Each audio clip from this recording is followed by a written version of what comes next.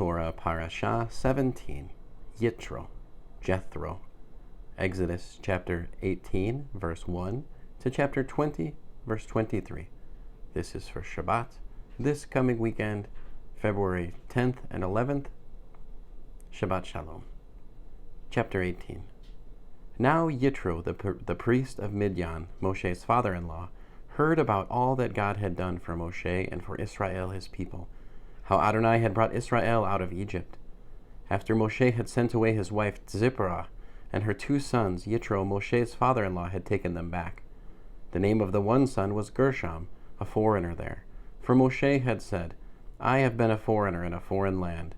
The name of the other was Eliezer, my God helps, because the God of my father helped me by rescuing me from Pharaoh's sword.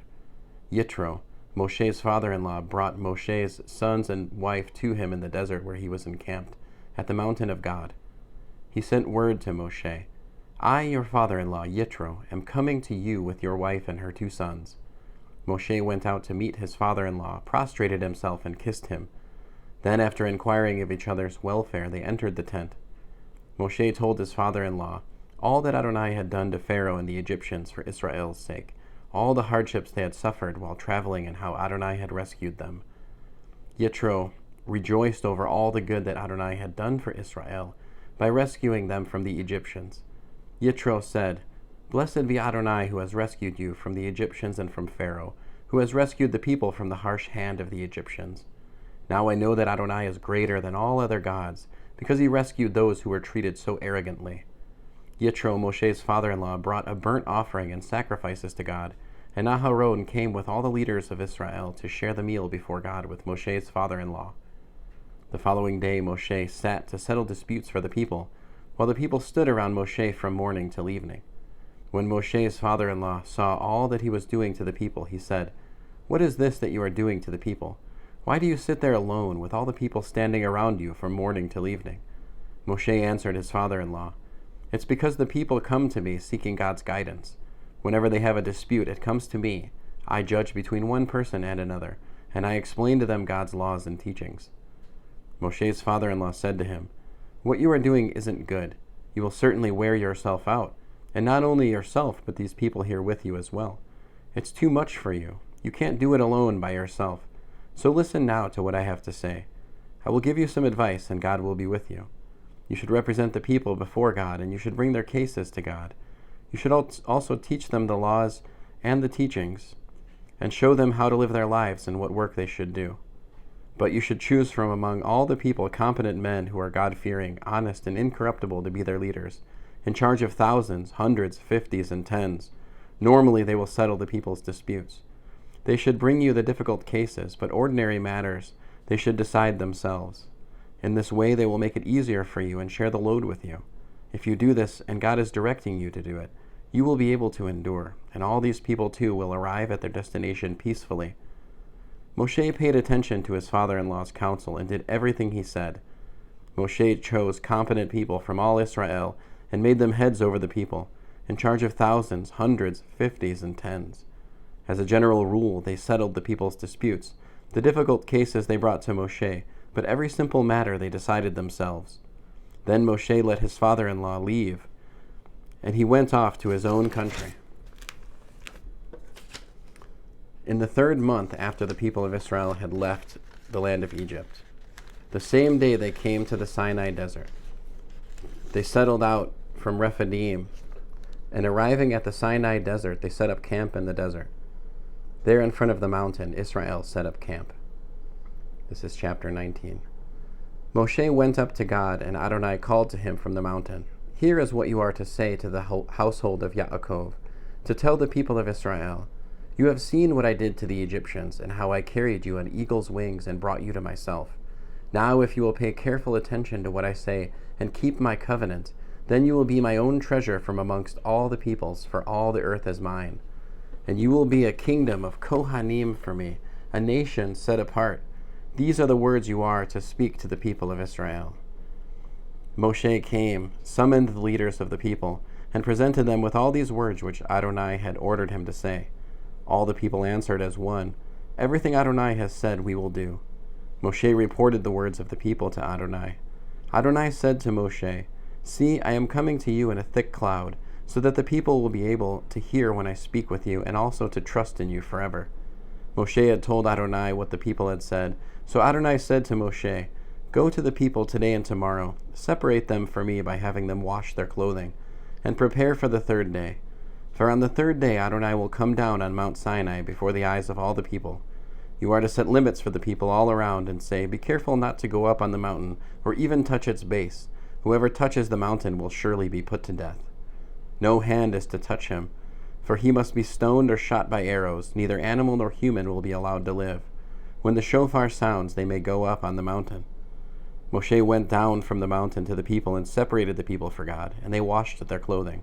He said to the people, "Prepare for the third day. Don't approach a woman." On the morning of the third day there was thunder, lightning, and a thick cloud on the mountain.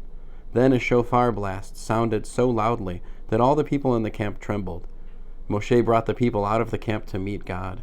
They stood near the base of the mountain. Mount Sinai was enveloped in smoke, because Adonai descended onto it in fire. Its smoke went up like the smoke from a furnace, and the whole mountain shook violently. As the sound of the shofar grew louder and louder, Moshe spoke, and God answered him with a voice. Adonai came down onto Mount Sinai, to the top of the mountain. Then Adonai called Moshe to the top of the mountain, and Moshe went up. Adonai said to Moshe, "Go down and warn the people not to force their way through to Adonai to see him. If they do, many of them will perish. Even the Kohanim who are allowed to approach Adonai must keep themselves holy. Otherwise Adonai may break out against them." Moshe said to Adonai, "The people can't come up to Mount Sinai because you ordered us to set limits around the mountain and separate it." But Adonai answered him, "Go, get down. Then come back up, you and Aharon with you. But don't let the Kohanim and the people force their way through to come up to Adonai, or he will break out against them." So Moshe went down to the people and told them. Then, chapter 20. Then God said all these words, "I am Adonai your God, who brought you out of the land of Egypt, out of the abode of slavery. You are to have no other gods before me. You are not to make for yourselves a carved image, or any kind of representation of anything in heaven above, on the earth beneath, or in the water below the shoreline. You are not to bow down to them or serve them, for I, Adonai your God, am a jealous God, punishing the children for the sins of the parents, to the third and fourth generation of those who hate me, but displaying grace to the 1,000th generation of those who love me and obey my mitzvot. You are not to use lightly the name of Adonai your God, because Adonai will not leave unpunished someone who uses his name lightly. Remember the day, Shabbat, to set it apart for God. You have 6 days to labor and do all your work, but the 7th day is a Shabbat for Adonai your God. On it you are not to do any kind of work, not you, your son or your daughter, not your male or female slave, not your livestock, and not the foreigner staying with you inside the gates to your property. For in 6 days Adonai made heaven and earth, the sea and everything in them, but on the 7th day he rested. This is why Adonai blessed the day, Shabbat, and separated it for himself.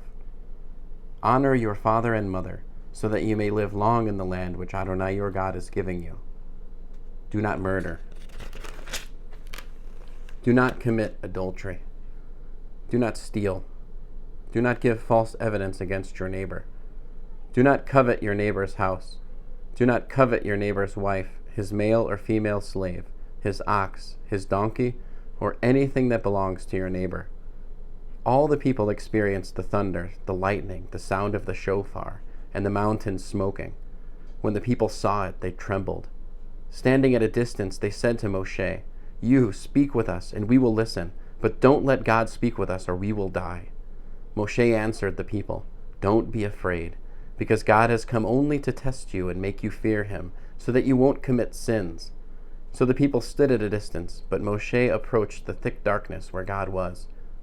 Adonai said to Moshe, "Here is what you are to say to the people of Israel. You yourselves have seen that I spoke with you from heaven. You are not to make with me gods of silver, nor are you to make gods of gold for yourselves. For me you need make only an altar of earth.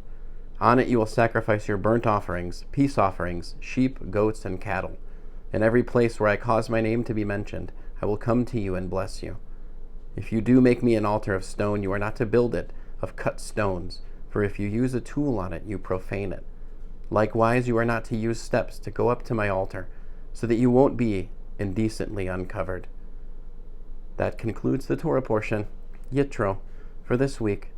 The Haftarah for Yitro is Yeshayahu, Isaiah, chapter 6, verse 1 to chapter 7, verse 6, 9, 5 to 6.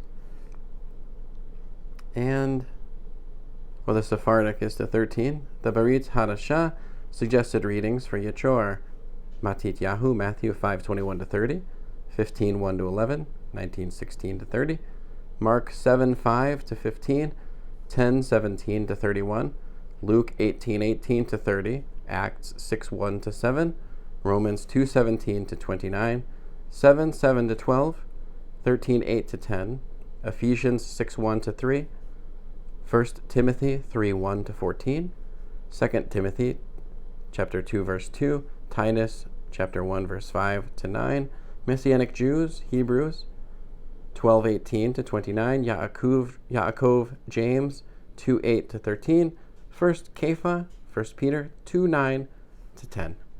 This is your Torah portion, Yitro. Shabbat Shalom. Thanks for listening. Many blessings and shalom in the fullest measure.